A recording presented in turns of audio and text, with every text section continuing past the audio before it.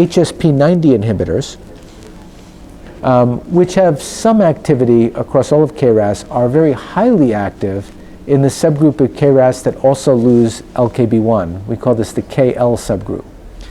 And this is important because these are drugs that are now in clinical testing. And so far they've shown clear evidence that they have anti-tumor activity, but we don't have any markers to say which groups should get treated and which ones shouldn't. So now we think we have a potential biomarker to say, well, for this set of drugs, you really should focus this on perhaps on patients not that just have KRAS, but have KRAS with this secondary mutation. Likewise, we also saw that they had different immune profiles. And the reason this is important is really, I think almost everyone would agree nowadays, the biggest breakthrough has been the arrival of immunotherapies that really can help patients for long periods of time.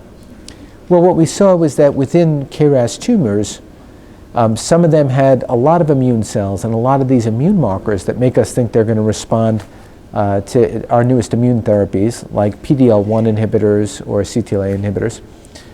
But others actually had very little of this, and we think may be relatively refractory to immunotherapies. So what this work does, we believe, it shows that within KRAS itself there's diversity that you can explain based on the additional mutations they've gotten, what we call co-occurring genomic alterations, and that these co-occurring genomic alterations define groups that respond differently to treatments, that have different biological properties.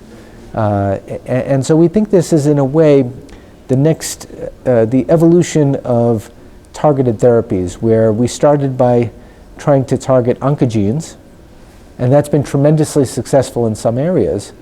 But now, as we gain more experience, we realize it's not enough to just think about the oncogene, but now you have to divide the oncogene into additional subgroups.